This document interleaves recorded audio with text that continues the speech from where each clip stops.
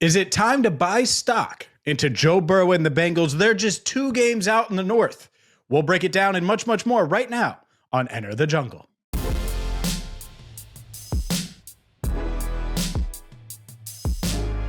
Hi again, everyone, and welcome into Enter the Jungle. I'm James Rapien. He's Andrew Fox Miller. Catch us every single Tuesday on the YouTube channel Cincinnati Bengals Talk weekly on FanDuel Sports Network, and we're brought to you by FanDuel. Make sure you check out FanDuel today at FanDuel.com/bigplay. Also, the weather, it's chilly. You're watching football. It's football weather. Well, of course, garage beer is the perfect pairing all winter long. And let's dive in, Andrew, because the Bengals, somehow, some way, it's December. There's snow on the ground in Cincinnati.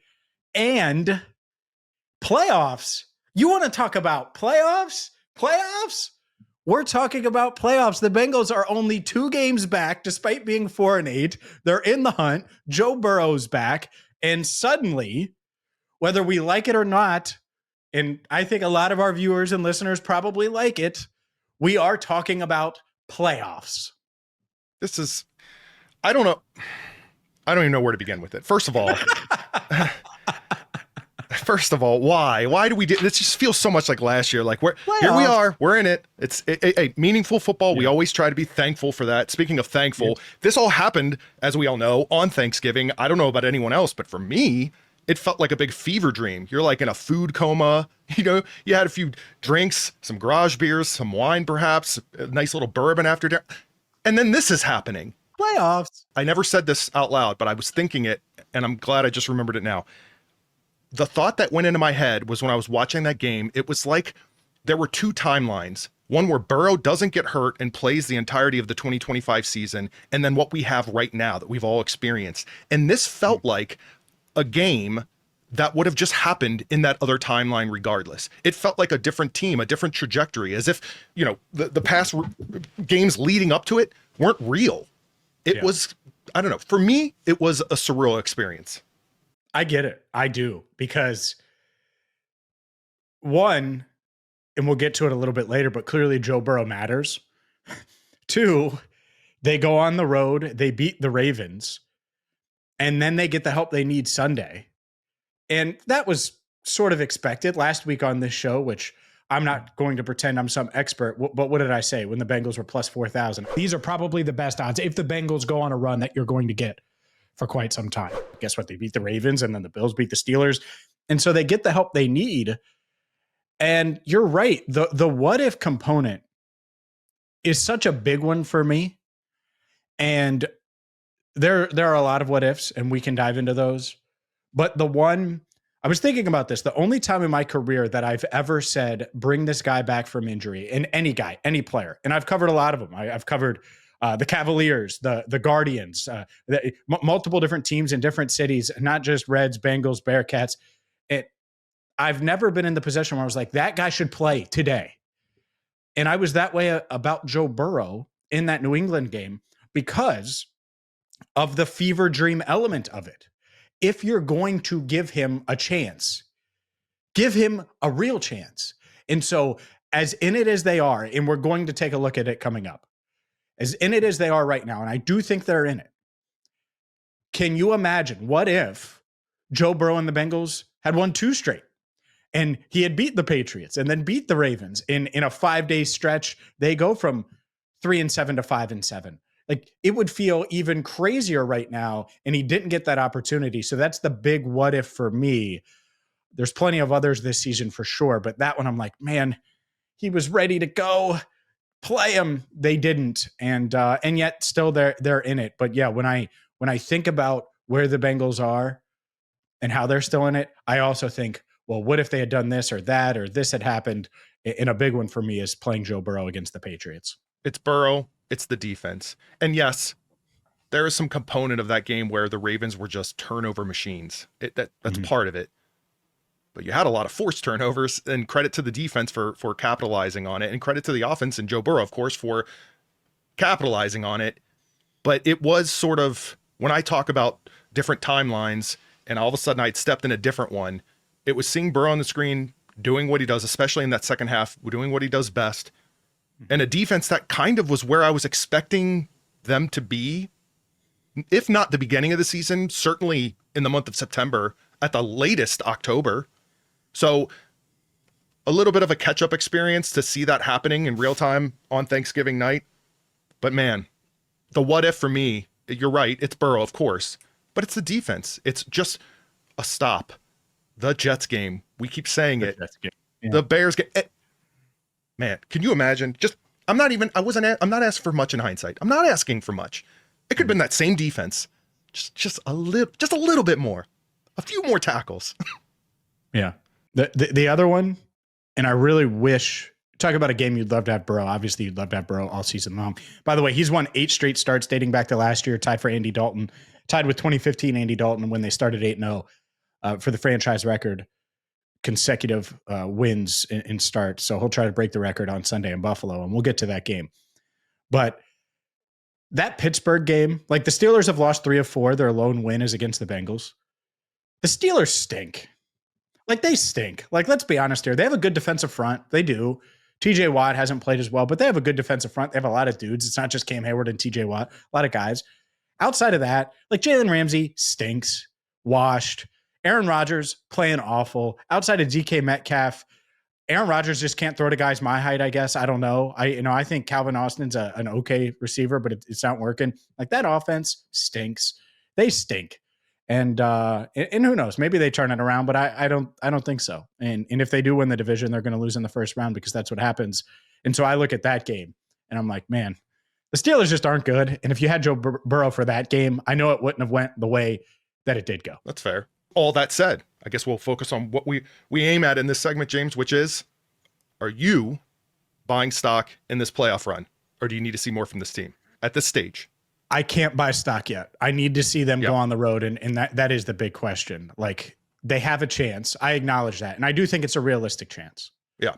No, but if you're going to buy stock, if you're going to buy stock in the Bengals, what they need to do, and really, like for our planning purposes, this is how I'll gauge it. I have no plans to be covering a playoff game as of now. None. 0. If they beat the Bills in Buffalo, come home and beat the Ravens, we're going to be playing in it, my man. Okay. And like that. So that's it. Like that's my mindset. Yeah. If you handle business in Buffalo, you come back and you handle the Ravens and you sweep the Ravens. Well, now you're in business. Your playoff chances, regardless of what else happens, goes from right now, it's anywhere from 6 to 9% where you look at these different calculators. It would be in the 33% range, depending on where you look. Like that's where it changes. That's where it vaults to. So yes, I'm willing to buy stock, but not yet. Go on a winning streak here, win the next 2. So there's your measuring stick. There's your barometer. It's the James booking flight watch. Too bad we don't have like a booking site or agent as a sponsor for Enter the Jungle. It'll be James booking flight watch, sponsored by Garage Beer, brought to you by Garage Beer. I don't know. Like I'm with you. I'm nibbling at the upside, James. Picking a few shares when we talk about playoffs and postseason, but my main position is still the long shot market. We'll just keep talking in stock terms here, and I'm not ready to reallocate my portfolio just yet. You know, like I vote small position playoff stock. I don't know if this is the correct use of this. I'm workshopping it here. Look at me. But look, I'm sure most viewers, listeners feel the same way I do. Like the Bengals defense was impressive, but it's one game. Can they repeat it? Because if they can repeat it, especially if they build upon week 13, then there's more confidence in this team and in them sustaining it moving forward. You beat Buffalo, you beat Baltimore again. I think most of us are buying at that point, no doubt. Yeah, and that's it, is prove it to me. Right now, I'm spending more time thinking about the what ifs still than I am playoff matchups. That won't be the case from that. Exactly. That won't be the case in a couple of weeks if they handle business. Will they handle business? Well, we'll take a look at the Bengals' upcoming schedule. We'll also take a look at the Steelers and the Ravens. Do the Bengals have the easiest schedule remaining in the AFC North as they try to win the division? We'll dive into that and much, much more coming up next. Welcome back to Enter the Jungle. He's Andrew Fox-Miller. I'm James Rapien. And the Bengals, well, it's no secret. They have the Bills this week in Buffalo. It's going to be a tough matchup. The Bengals have to go into Buffalo, get a win to keep realistic playoff chances alive. But let's take a look at the remaining schedules in the AFC North, Andrew, because the 4-8 Bengals, only 2 games back in the North. They play the Bills and Ravens, then they go to Miami, then they finish with Arizona and Cleveland at home. The Steelers and Ravens play this week, and then the Steelers play the Dolphins. Then they go on the road to Detroit, on the road to Cleveland, and then wrap up the season with a home matchup against the Baltimore Ravens. The Ravens play the Steelers this week. Then they're in Cincinnati to play the Bengals. Then they have 3, I think, tough games, week 16 through 18. The Patriots at home, at Green Bay at Lambeau, at Pittsburgh, at Acrisure Stadium. When you look at those schedules, do you think that the Bengals have the easiest schedule of these 3 teams in their quest to win the AFC North?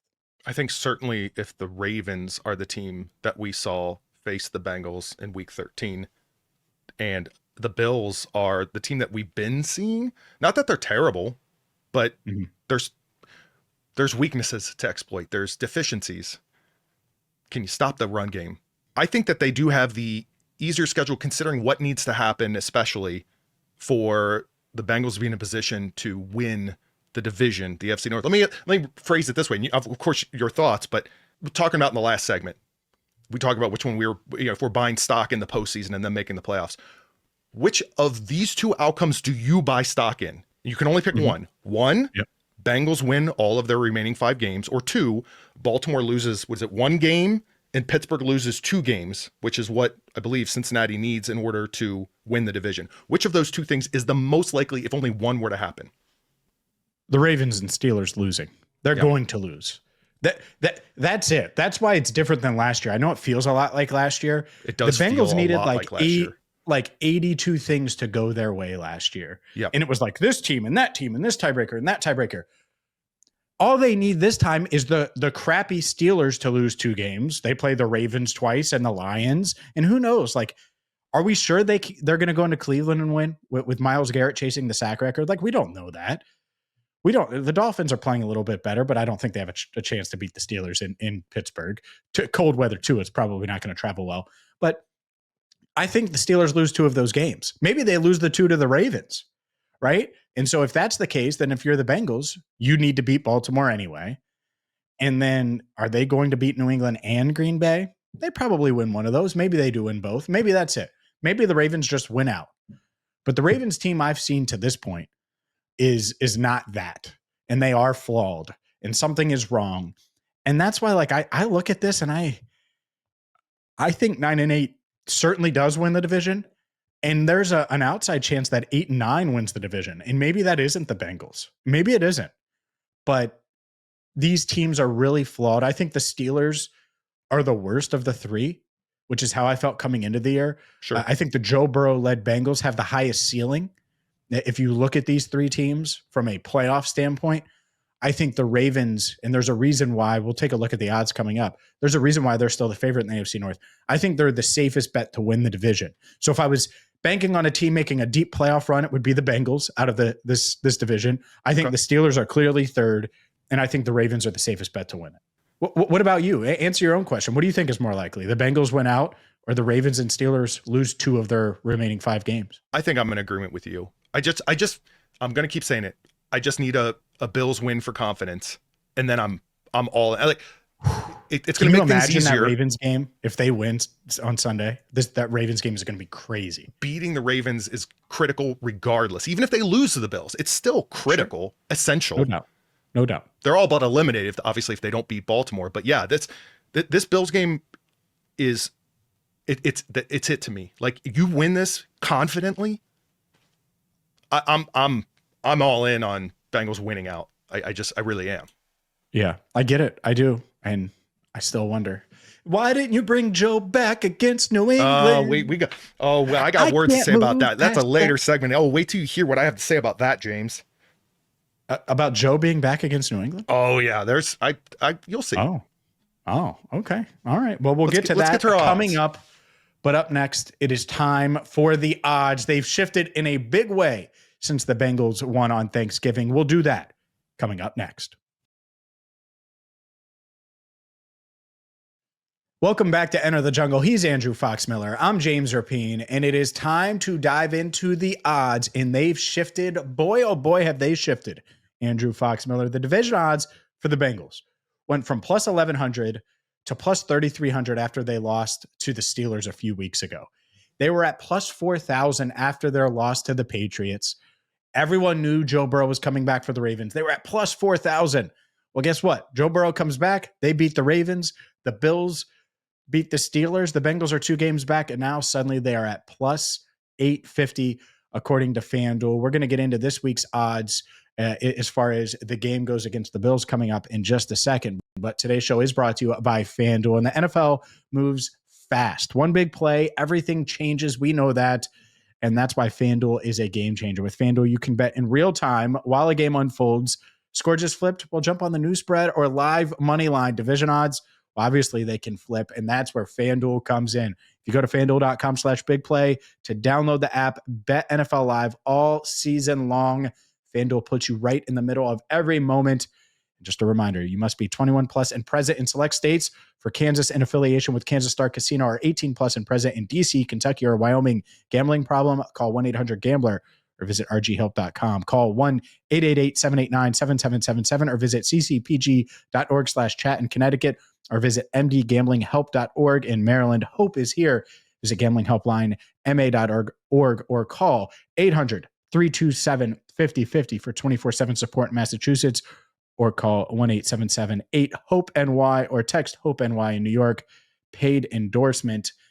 Let's dive in here, Andrew, because I think, one, anytime Joe Burrow is an underdog, I take note, and he's an underdog again this week, minus 5.5. Yeah. And that means that the Bills are favored minus 5.5 by 5.5 points against the Bengals. And anytime that's the case, it was the case last week. It was around 6.5, 7 points throughout the week before that Baltimore game.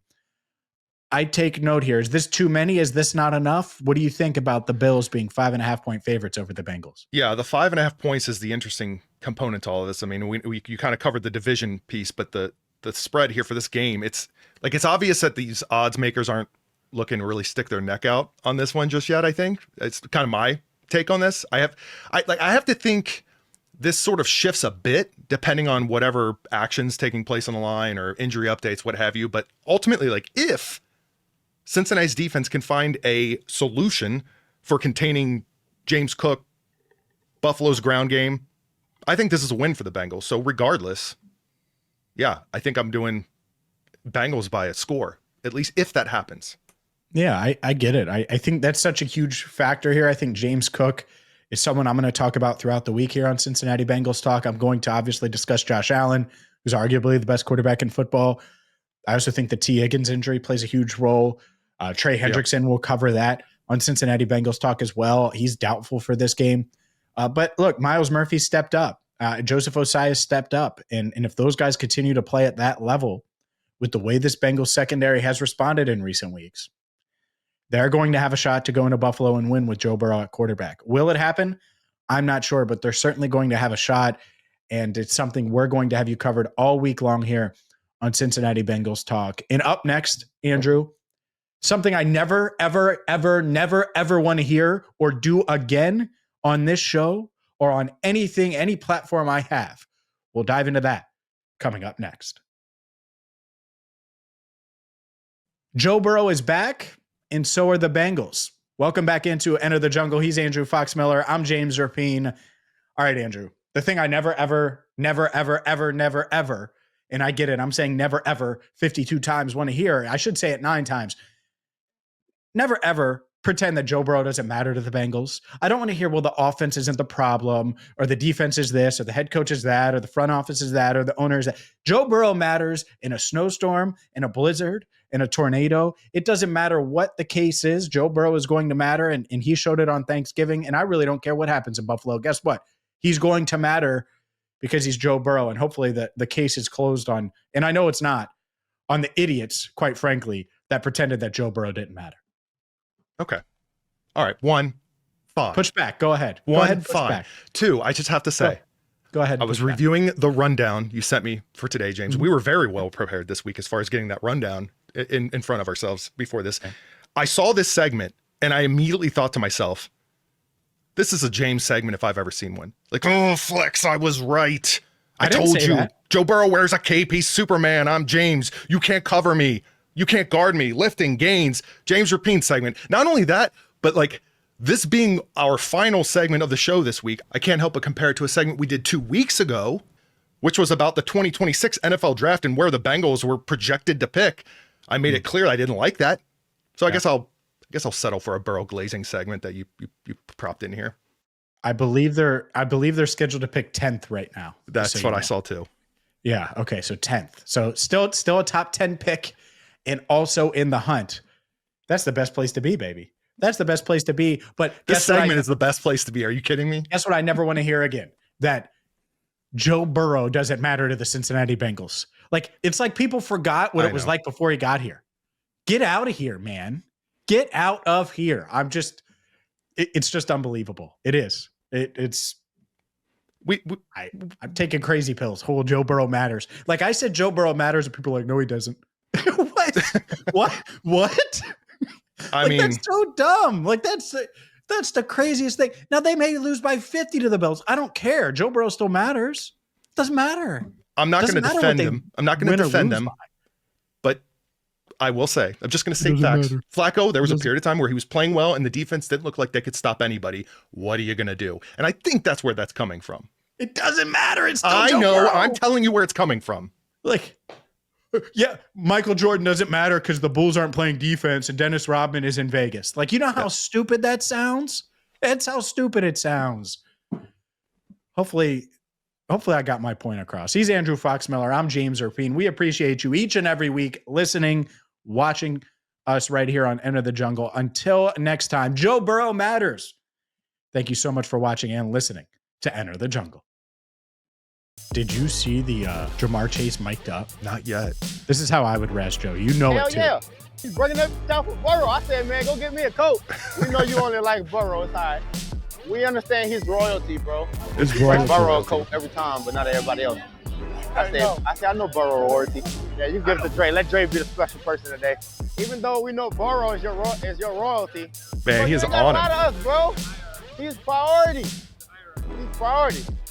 He said there's a hierarchy. So good. It's so good. That is my humor. Like, like if I was teammates with Joe Burrow, I'd be saying that all the time. Yeah. Oh, everybody watch out. Joe's coming. So basically how I am with you. Like, everybody look out. James is walking in the room.